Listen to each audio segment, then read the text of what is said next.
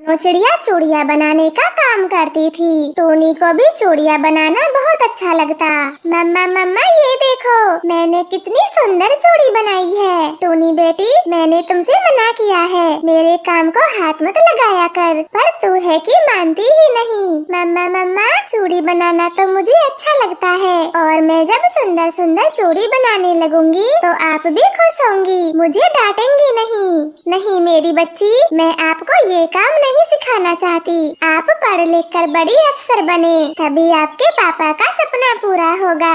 उनकी मरते दम तक यही इच्छा थी। तुम पढ़ो और खूब आगे बढ़ो। ठीक है माँ, मैं अब से पूरा ध्यान लगाकर अपनी पढ़ाई करूँगी, नहीं देखूंगी इन चूड़ियों की तरफ। मुझे पापा का सपना पूरा करना है, बड़ी अफसर बनना है। अपनी माँ की बातें सुनकर टूनी चिड़िया भावुक हो जाती है और अपना पूरा ध्यान पढ़ाई में लगाती है। मम्मा पहले घर पे चूड़ी बनाती और फिर उन्हें बेचने घर घर जाया करती। ले लो रंग बिरंगी चूड़ियाँ, ले लो रंग बिरंगी चूड़ी वाली पक्की पक्की चूड़ियाँ ले लो। अच्छा हुआ रानो जो तुम खुद ही चूड़ी लेके आ गई। दिखाओ दिखाओ सुंदर सुंदर सी चूड़ी दिखाओ। 5 दिन बाद मेरी बेटी की शादी है। दीदी जी ये तो बड़ी खुशी की बात है। रानो तेरी भी तो एक बेटी है, उसकी शादी कब कर रही है? दीदी जी अभी तो उसे पढ़ाई करनी है, शादी की कोई जल्दी नहीं है मुझे। मेरी बेटी पढ़ लिख जाए मैं तो तभी उसकी शादी करूँगी। अब जैसी तेरी इच्छा, वरना सियानी बेटी अपने ही घर अच्छी लगती है और तेरे तो हालात भी ठीक नहीं, पति भी नहीं है तेरा। जालम जमाना बड़ा खराब है। मम्मा चिड़िया खामोश हो जाती है। वो लूसी कबूतरी को चूड़ी देकर वहाँ से चली जाती है। वो लूसी की बातों को याद कर रही थी, उसका ध्यान चूक जाता है। उसे तो लूसी की बातें ही याद आ रही थी। तभी उसकी टक्कर हवाई मोटर से हो जाती है और वो घायल होकर जमीन पर गिर जाती है। आंटी जी आपका ध्यान कहाँ था? मैंने कितने हॉर्न दिए लेकिन आपने एक नहीं सुना। आप सही हो, आपकी कोई गलती नहीं, मेरा ध्यान ही कहीं और था। फिर वो अनजान पक्षी रानो चिड़िया को अपनी हवाई मोटर में बैठाकर उसकी दवाई करवाता है। टक्कर बहुत जोरों से हुई है, प्लास्टर चढ़ाना होगा एक कंधे को, तभी हड्डी ठीक होगी और 1 महीने तक कोई काम नहीं। फिर बुलबुल डॉक्टर रानो चिड़िया को प्लास्टर लगाती है। वो तो बहुत दुखी हो जाती है क्योंकि उसका काम करना बिल्कुल ही बंद हो जाता है। वो अनजान पक्षी उसे घर भी छोड़ने जाता है। मम्मा ये आपको क्या हो गया? आपको चोट कैसे लगी? टूनी बेटी घबराने की कोई बात नहीं, जरा सी चोट लगी है, 1 महीने में ठीक हो जाएगी। और बेटा आप बाहर क्यों खड़े हो, अंदर बैठो। नहीं नहीं आंटी जी मैं चलता हूँ, पहले ही मुझे काफी देर हो गई। आप अपना ध्यान रखना, मैं अब चलता हूँ। ऐसे बोलकर अमीर पक्षी वहाँ से शर्माता हुआ चला जाता है क्योंकि उसे टोनी चिड़िया बहुत अच्छी लगी थी। उस आंटी की बेटी कितनी सुंदर थी, जी तो कर रहा था मैं रुक जाता वहीं। ऐसे वो अमीर चिड़ा पक्षी टोनी को बार बार याद कर रहा था। कुछ समय बीत जाता है। मुझे आंटी के घर का पता मालूम है, मैं उनके घर चला जाता हूँ। नहीं नहीं टुन्नू, वो तेरे बारे में क्या सोचेंगी, मैं नहीं जाऊँगा। अरे मैं चला ही जाता हूँ, उनकी हालत के बारे में पूछ लूँगा। हाँ ये ठीक है। अरे घर में तो सब कुछ खत्म हो गया, अब मम्मा के लिए भोजन कहाँ से बनाऊँ? मेरे पास तो पैसे भी नहीं है जिससे मैं कुछ मंगा सकूँ। टोनी बेटी क्या हुआ, तुम ऐसे चुपचाप क्यों बैठी हो? माँ घर का पूरा राशन खत्म हो गया, अब मैं आपके लिए भोजन कैसे बनाऊँ?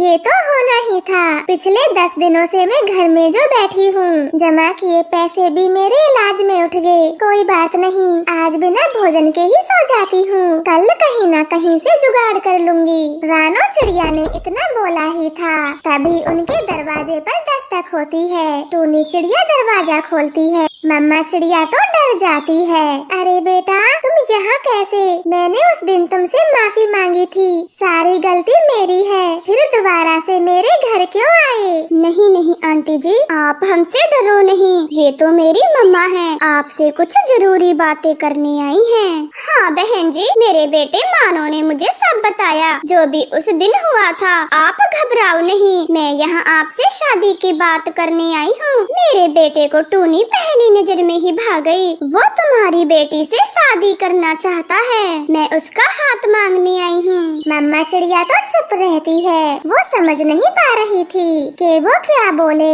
फिर टोनी ही बोलती है, देखे आंटी जी, आप बहुत अच्छे पक्षी हो जो अमीर होते हुए भी हम गरीबों के घर आए। लेकिन मैं अभी शादी करना नहीं चाहती और मेरी माँ की भी यही इच्छा है। आंटी जी, मैं बहुत अच्छा पक्षी हूँ। मैं आपकी बेटी को हमेशा खुश रखूंगा।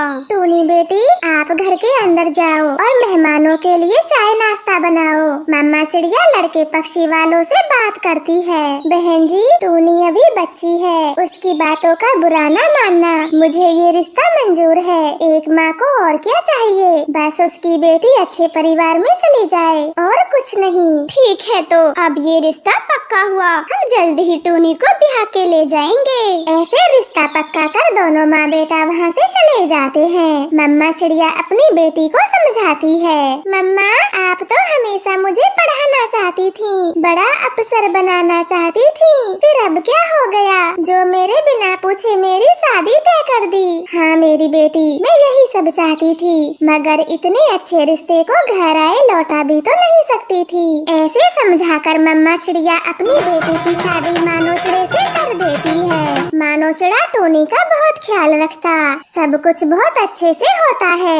समय बीतता गया। जहाँ मानोचड़ा काम करता था, उसका दफ्तर अचानक से बंद हो जाता है और वो समय के चलते बेरोजगार हो जाता है। बेटा, ये मेरे गहने हैं, इन्हें बेच के तुम घर का राशन पानी ले आओ। घर में कुछ भी नहीं है। माँ, ये तुम क्या बोल रही हो? ये पिताजी ने तुम्हें दिया था, मैं इसे नहीं बेच सकता।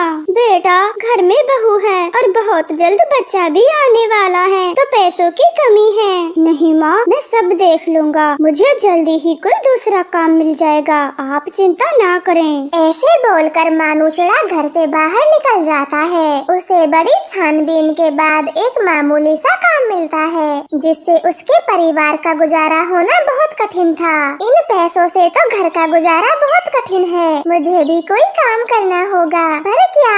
हाँ, मुझे चूड़ियाँ बनाना आता है, मैं चूड़ी बनाकर बेचा करूँगी, मम्मा से सीखा था। फिर टोनी चिड़िया चूड़ी बनाने का काम शुरू करती है। उसकी सास भी उसका हाथ बटाती। धीरे धीरे टोनी की चूड़ियों का काम अच्छे से चलने लगा था। बेटा, तू अपना काम करना छोड़ दे और बहू के साथ चूड़ियों का काम कर, ये बहुत अच्छा काम है। हाँ माँ, पूरा दिन मेहनत करने के बाद थोड़े से पैसे मिलते हैं मुझे, मैं भी चूड़ियों का ही काम करूँगा। फिर मानोचड़ा भी चूड़ी बनाने का काम सीख लेता है। उनका घर घर चूड़ी बेचने का काम पूरे में फैलता गया। वो अपनी चूड़ियों की दुकान भी खोल लेते हैं। धीरे धीरे वो बहुत अमीर पक्षी बन जाते हैं। अरे बहन जी, आप तो बहुत अमीर हो। मानोचड़े ने ऐसा कौन सा काम सीख लिया? टोनी ने बताया था उनका पहला वाला काम छूट गया था।